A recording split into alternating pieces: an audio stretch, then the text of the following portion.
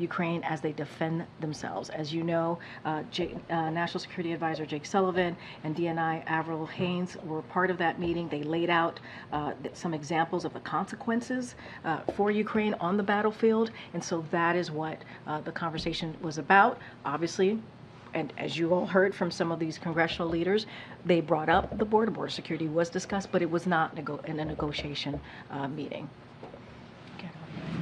J.B. Pritzker was in Des Moines this week and was talking about the inhumane practices of receiving, basically these migrants are still being sent by airplane to Chicago. I think the total number is 30,000. Shipped to Chicago alone, and the mayors are meeting in town. They're certainly going to ask for more resources. What can the federal government do to help cities like Chicago that are really struggling with this, especially given the subarctic temperatures that we're seeing right now? And you've heard me say this very recently about how those actions that are being taken by Republican leadership is inhumane and is demoralizing. And it doesn't lead to the safety of communities here, and so we've called that out, and we'll continue to do that. And I've spoken to this already, but I'll lay it out a little bit more. During the last year, what our administration was able to do, in corroboration with states and cities across the country, we launched this one-stop shop clinics to help eligible non-citizens get working permits and decompress the respective shelter system. That was something that local leaders and state leaders asked for, and so we were able to obviously work in collaboration in getting that done. To date, these clinics have served more than 10,000 people, so they've been effective. And another thing that you've heard us speak to is that we've provided more than $1 billion in grant funding for jurisdictions hosting recently arrived migrants. So that's been important. And look, here's the thing. I just had this whole this whole back and forth with your colleagues here about border security and about this negotiation that's happening in the Senate. That's what we would like to see. We want to do more. We want to do more, but it requires Congress to act. That is where we are now. That's why it's so important that these conversations, these negotiations on Capitol Hill with senators, both Republicans and Democrats, have been going on for the past several months. We are encouraged. We want to see the supplemental passed. It is important to get that done as well. Remember, border security was originally a part of the supplemental, so we look forward to continuing collaboration with these states, these jurisdictions, obviously, to see what else we can do. But in order to get more, Congress needs to act. Follow up on what John was saying about deliberate war crimes. It seems to differentiate between deliberate and inadvertent war crimes. Can you say anything about what your parsing is of that phrasing? It startled me because it seems to imply that you acknowledge that there have been war crimes committed, but perhaps not deliberate. I don't think that's what the Admiral was inferring to. He doesn't. I can speak very forcefully and say that is not what he was referring to. Look, we have been very clear about Israel's absolute right to defend itself. That's something that we say all the time, right? Obviously, this is our relationship, what we believe, as well as its obligation to abide by international law, right? To make sure that they are protecting civilian lives, whether Israeli lives or Palestinian lives. We've been really clear about that, and so I just want to be really careful. I'm not going to go beyond what the Admiral said here, and I wouldn't parse his words too much here. But we've been very clear on where we stand on what we believe we stand on. Obviously, we want to continue to have these diplomatic conversations as the President had with Prime Minister Netanyahu, and our focus has always been making sure, obviously, no civilian lives, right? One civilian life is too many. Getting that humanitarian aid into Gaza is incredibly important. Making sure hostages, American hostages, all hostages come home, and trying to continue these pauses, these humanitarian pauses that you have seen the President lead on, and they have been very successful, as the Admiral has said. If the International Court did rule that war crimes were committed, would the U.S. support? I'm not going to get into hypotheticals. I'm just not going to get into hypotheticals from here. MJ. Does the President believe that a ban on menthol cigarettes would save the lives of Black Americans? So I want to be really careful. There's a rule-making process that's currently happening. I'm not going to get ahead of that. That is something for, obviously, the respective agency, FDA, to kind of take a look at that. I just don't, I want to be really I mindful. wasn't asking about the rule, I was just asking whether that is something the president believes. No, I hear you. I just want to be careful because there's a process, a rule-making process that's currently happening on that particular issue. And I don't want to comment on this rule because, on your question, because that rule-making process is currently happening. FDA is doing their part. They are the experts here. I'm just not going to get into specifics of that at all. Well, they may be the experts, but I think there's abundant research that shows that this is a leading cause of deaths for Black Americans. I'm just asking whether the president believes that could be a benefit of banning menthol cigarettes. I hear your question, MJ. As you said, there are experts who have spoken to this. I let the experts speak to this. When there's a rulemaking process, this is always the case here. Because there's a rulemaking process, we're just not going to comment. Okay, Jackie. Thank you, Karine. What is the administration's response to the 14 House Democrats who voted with Republicans the other day to denounce the, quote, open borders policies of the Biden administration? What do you mean? What's our comments on what? Would you have a response to 14 Democrats in the House believing that Oh, the president has open border policies? Well, look, we've been very clear. We want to deal with what's going on at the border. That's why we're having these conversations, these negotiations in the Senate with Republicans and Democrats. The president understands that this is an issue that matters to the American people. And we feel like those conversations that are happening, those negotiations are headed in the right direction. And so the president understands. He put the border security, right? So that's part of the supplemental. His request on funding for border security was part of that national security ask, that emergency ask. So we believe we need to do more. The president understands we need to do more. And we see Republicans and Democrats in Senate want to do more. Is it still the position of the administration that the border is secure? Our position is that we need to do more at the border. We have to do more at the border. That's why these negotiations are currently happening. That's our position. And is it the position of the administration that the efforts to impeach Secretary Mayorkas are unconstitutional? What we believe is that what House Republicans are doing is playing political games. That's what we believe. And they're not doing their jobs, the jobs that the American people want them to be doing. And let's not forget, they won't even let Secretary Mayorkas even testify. They want to impeach him, but they're not even allowing him to testify. And so it is shameful. That's what we believe. It is shameful.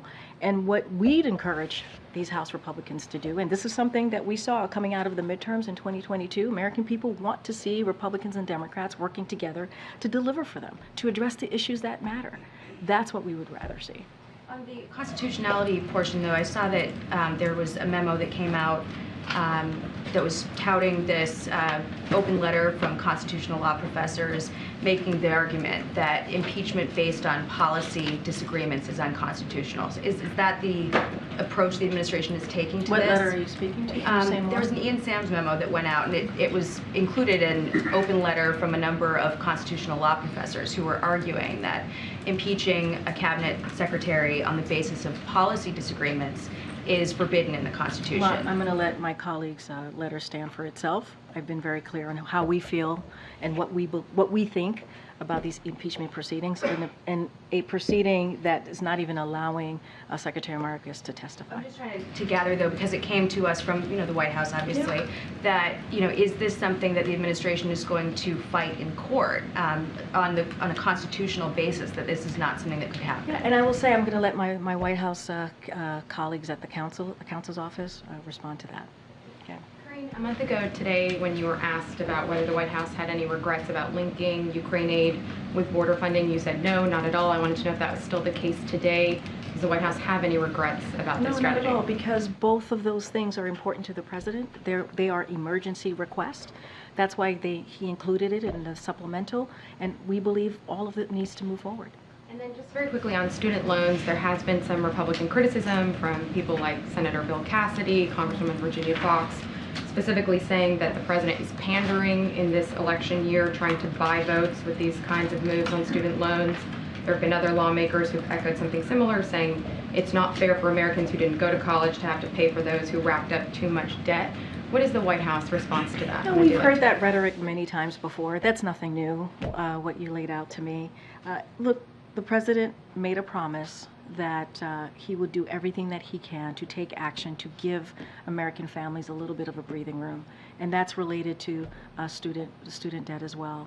And you heard at the top when I laid out that folks should not have to be crushed by student debt to be able to start a family, to be able to buy a home, right? And so this is what we've seen over the past several decades, and the president has been very clear. He's going to do everything that he can to give people a little bit more breathing room, to give people, make sure he lower cost for folks, and that's what we're seeing, right? We're seeing that from an array of folks just across the spectrum. And so I've heard those comments. That is not something that the president believes. The president believes that it is important. You got to remember, this is a president who grew up in a middle-class family, who knows what it's like to sit around a kitchen table and try to figure out which bill are you going to pay. Are you going to pay that medical bill? Are you going to be able to pay that medical bill? Are you going to be able to put food on the table? Are you going to be able to pay the tuition for your kid that's going to college? And these are difficult conversations that American families have every month. And so if the president can do something to give families a little bit of dignity, a little bit of an opportunity to really be part of a growing economy, be part of the middle class, he's going to take that action. Okay, Sabrina. Thanks, Karine. When the president was asked yesterday about Arab Americans not wanting to vote for him over Gaza, his response was to point to former President Trump's travel ban on Muslim-majority nations.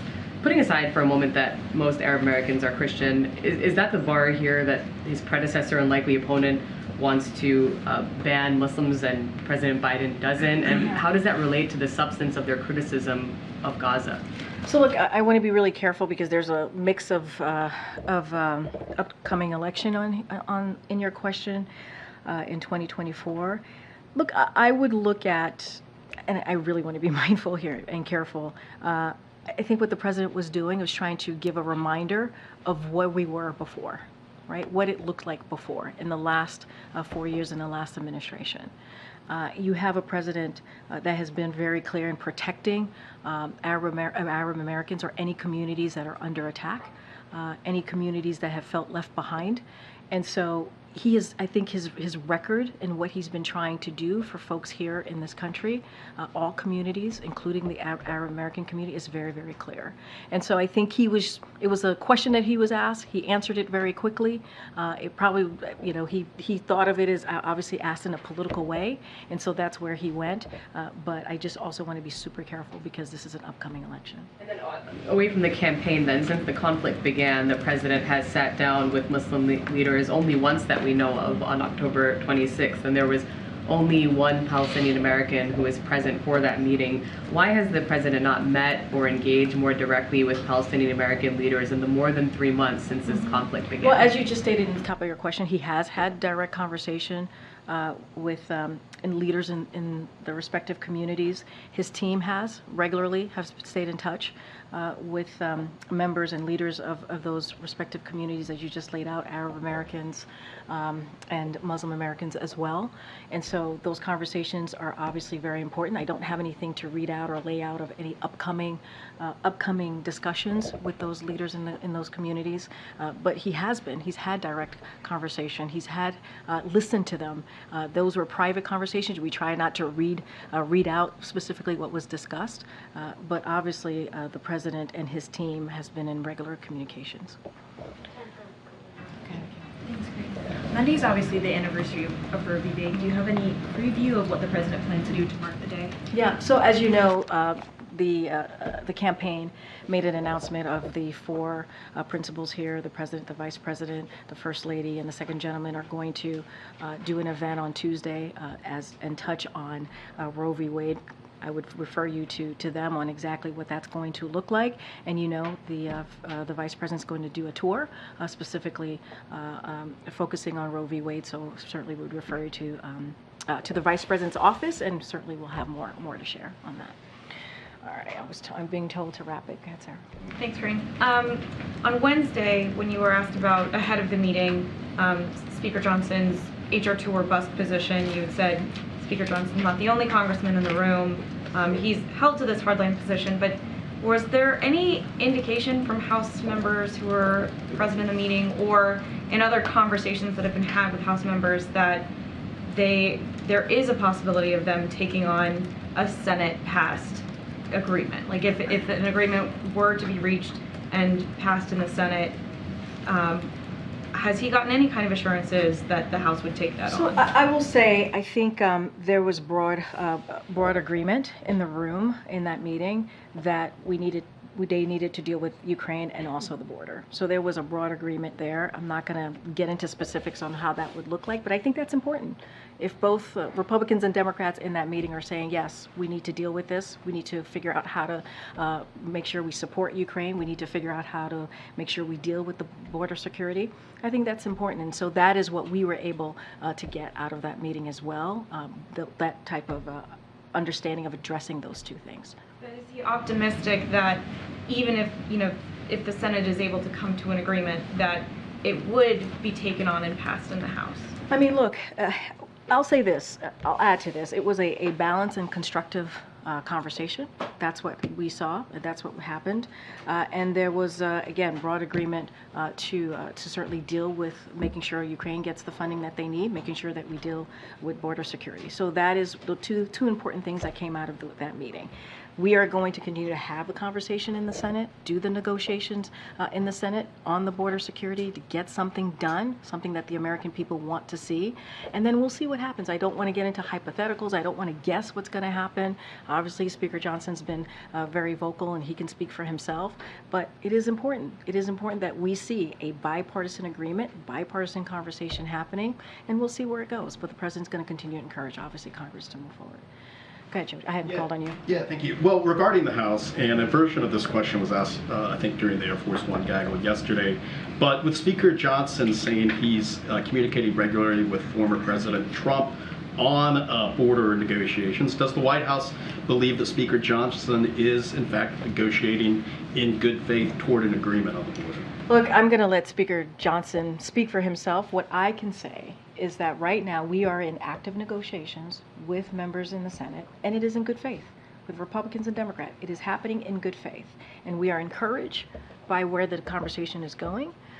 We believe there has been progress, and so let's start there. Let's start there and let them do their job and continue or do their negotiations and continue to have those conversations. And I'm just going to let the House speak for themselves. Do you think Speaker Johnson actually wants a border agreement? That's for him to speak to. I'm not going to speak from here. I know I keep getting. Did I call you, Risha? Quick follow on the border talks, Okay. very quick. Okay. Is the president open to signing a border deal before one is reached on Ukraine, or does it have to be concurrent? I can't speak to the timeline of all of this. What I can speak to is we are having those conversations in the Senate, negotiations, as I've mentioned multiple times already from here. I'm sure you're tired of me saying that over and over again. And what I can also say is that we want to see the full national security supplemental move forward. That is what we want to see. We want to see it move forward, and that includes Ukraine, obviously includes Israel, obviously includes border security. That's what the president wants to see, and that is the direction that we hope that it goes in. All right. I haven't called on you. Go ahead. So is the White House supportive of the bipartisan tax bill that was introduced this week that expands the child tax credit but also has a lot of cuts for businesses? So we think that we are encouraged by what we're seeing, obviously, with the tax deal that is going forward. And so we think that's important Obviously, the president passed the American Rescue Plan. As you know, very early on, it had the child tax credit. The president has been very clear that he wanted to see that move forward in full, and it's continuing that more permanently. And so that is important. But we are pleased that the House Ways and Means Committee advanced a bipartisan tax bill that will increase that, right? That will increase it. And so, and let's not forget, this is for millions of families. It's going to lift hundreds of thousands of children out of poverty and support construction of hundreds of thousands of affordable rental housing as well in that bipartisan agreement. So it is a welcome step forward, and we believe Congress should pass it. All right, guys, we'll see you on Monday. Thank you, everybody. Stay warm and dry.